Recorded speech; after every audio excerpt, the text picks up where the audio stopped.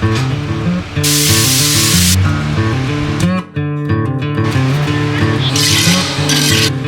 are you treated?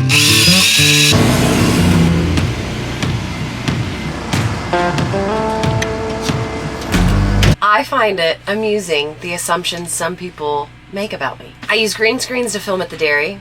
I don't actually know how to drive a tractor. I wear way too much makeup. Come on, we've talked about the fake eyelashes already. But the latest I found funny was that I claim to work on the dairy, yet my clothes are just way too clean. Whether I work in cow shit for a living or I'm just a fake YouTuber doing this for views, I have 4 words. I'm just a girl. Simply meaning I love a good outfit. I love clothes, shoes, Carhartt to Levi's to Walmart. I style whatever I wear. Rubber boots to high heels. So yes, thank you Matt C3368 for noticing just how clean my style is.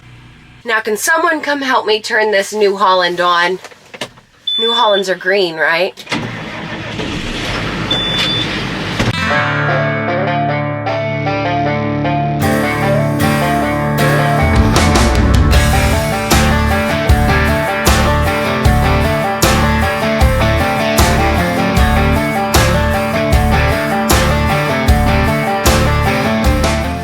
If I sound rough, it's because I do in fact sound rough. My almost 3-year-old has so kindly coughed bronchitis straight in my face for the last 3 days. Fortunately, my sweet little angel is feeling better, so that's all that matters. We had an ice storm come through 2 days ago, but today the sun is out and melting everything, so the dairy's a little messy. And when that happens, we'll keep the girls in the free stalls without access to their outside corrals. And when the ladies are stuck in their free stalls for a few days, they tend to get bored. With that being said, we have a couple of gates that need assistance, so that is what I'm about to help Cody with. He's gonna weld a couple of them back on because somehow they fell off. Somehow.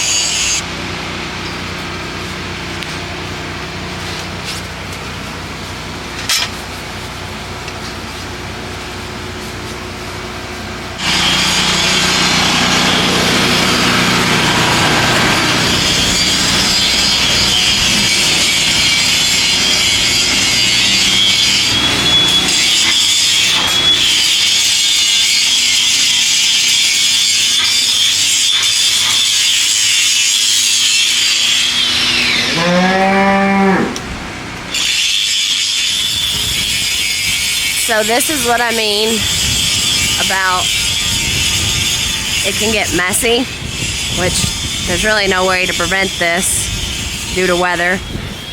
So the girls will stay in the free stalls instead of being let out like normal into their outside corral just until a couple of days. The sunshine is hopefully here to stay for a little bit, and then it'll help dry all this up, and then after a few days they'll be able to get out.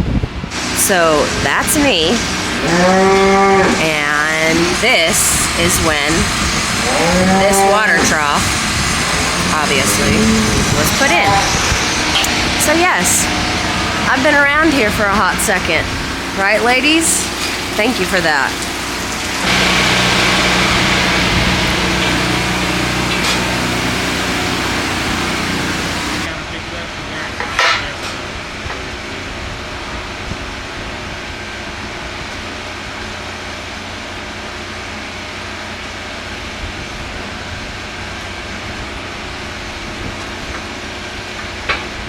It's a little that way. Take it round out of the hole.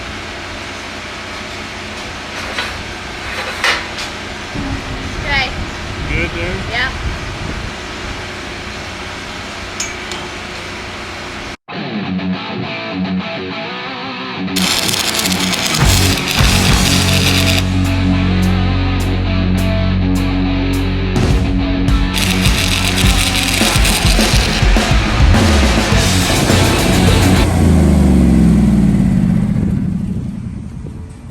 Alright, so here's a pretty typical size black and white Holstein. As you can tell, this one is a good bit smaller. She is the exact same size as this Jersey. So, if you could guess, she is half Holstein, half Jersey, and you get a tiny little Holstein. Right, pig?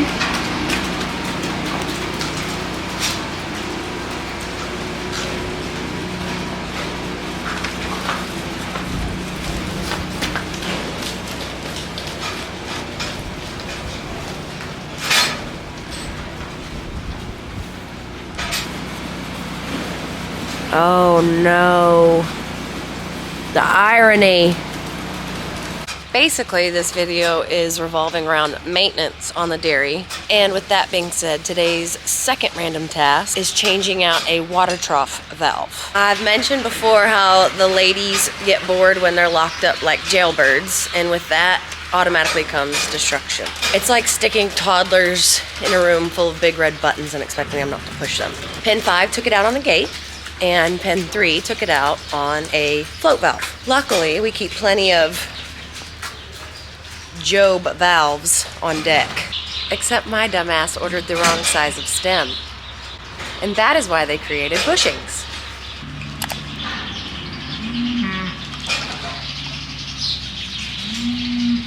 Ma'am, do you mind? Can I get a quick interview? How do you like it here?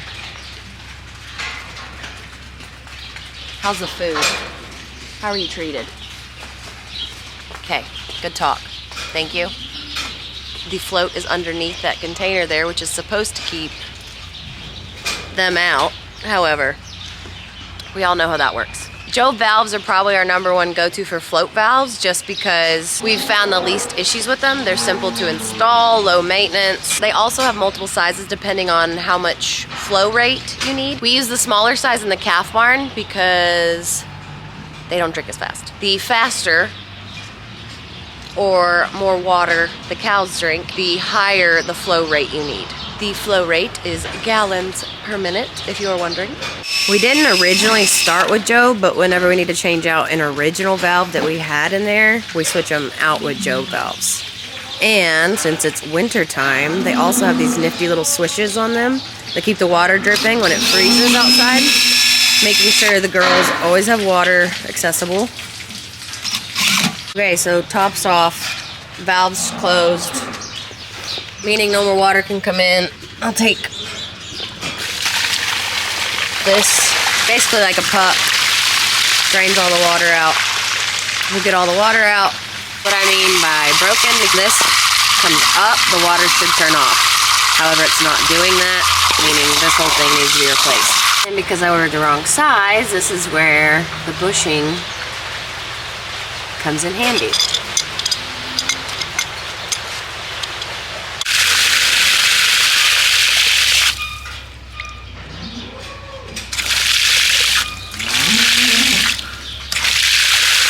And the good thing with this ball float or float valve, the arm that Cody's putting on right now can go several different ways. You can turn it around a couple different ways to adjust it to fit into your water troughs.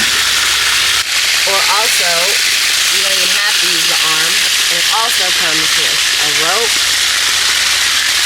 There's just multiple ways to adjust it if needed. The reason we're going to use just the ball, no arm, no string, because it's less pieces for them to play with. So just like this, water underneath it, once it lifts it and makes it float, makes the ball float. Hint, ball float valve.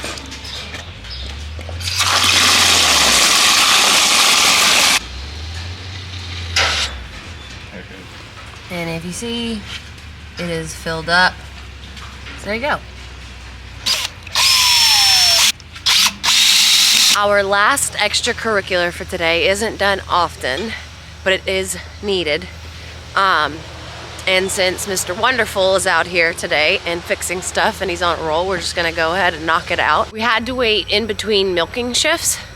That way the milk house was washed up and empty. The milk house is where the milk tanks are accessible.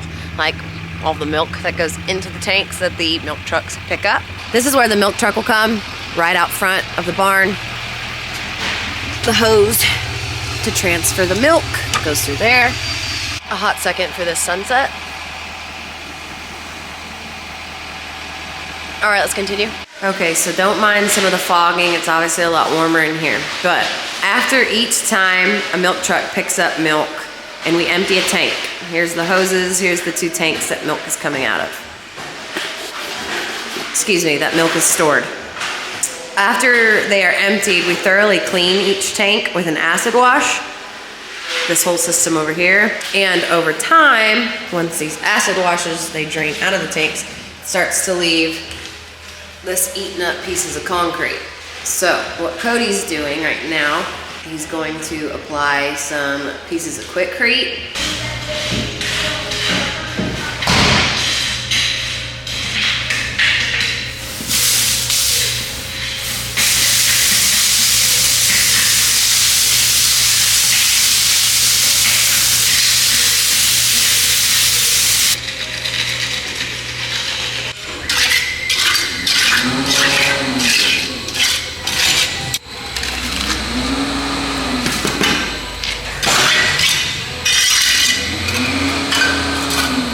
We have 3 tanks. The tank behind me is tank 2, and that's tank 1, and they're the same size. They both hold 6,000 gallons of milk, or 52,500 pounds. In the dairy business, you get paid per pound, not by gallon of milk. Okay, so real quick, since the original tank is outside the milk house, this is tank 2, this is tank 1, and those both hold 6,000 gallons. And this is the original tank that my parents started with. This one only holds 2,000 gallons, which we don't even use it for milk anymore. It simply just holds hot water. Fun fact, when my parents moved here in 1990, they were milking only about 100 cows per day and shipping 5,500 pounds of milk per day. Today, we're milking anywhere from 900 to 1,100 cows per day and shipping 85,000 to 90,000 pounds of milk per day. Got milk? Dairy farming runs deep in my family. I've mentioned before that I am the 4th generation of dairy farming. It all starting with my great-grandparents who moved from Holland to California. Then in California, my grandparents raised 10 kids on a dairy farm. From there, in their early 20s, my parents moved to Texas to start their own dairy farm. Sadly, within the last 5 years, I've had 2 great uncles, my grandpa's brothers, and 1 uncle, my dad's brother, sell out from the business. However, there is still currently my dad and 2 uncles, 1 still in Cali, 1 who moved to Texas around the same time my parents did. My aunt and uncle, who also moved to Texas and dairy farm, live about 15 minutes from where we dairy farm. Meaning I am pretty close with my cousins, who are also 4th generation dairy farmers. My cousin Pete, who was born and raised on a dairy farm, just like my sisters and I, he's about 4 or 5 years older than me and is literally the brother I never had. I have always thought he was Mr. Cool, and he is probably one of the funniest people I've ever met. He's always reminded me of Jim Carrey. Shout out to Pete and Lindsay and their crazy, beautiful 3 boys. My cousin Pete watches all my videos and is a big cheerleader of mine, always letting me know that if he had his own YouTube channel, it would probably be cooler than my own. He also makes sure to send me Snapchats of just how hard he is working on their dairy farm and the advice I should be telling the people. I actually got a Snapchat a couple of days ago and I have been waiting to open it because I know he's just got something good to say for me to share with all of you. And I want to share it because I think he deserves a round of applause. I also think it's really cool to show first cousins who are still involved in a family business after multiple generations and literally traveling across the world, and they could share it with each other. And yes, he looks like a younger version of Kid Rock and is absolutely obsessed with the football team, the Raiders. With that being said, let's see what important advice my cousin Pete has to share with us. All I'm gonna say is you need to start a trend with milk and possibly you can even do sausage and biscuits.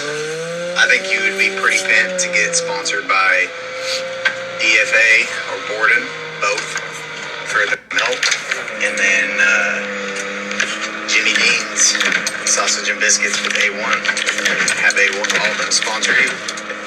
That's when you're legit. / a little bit of Raiders sponsorship.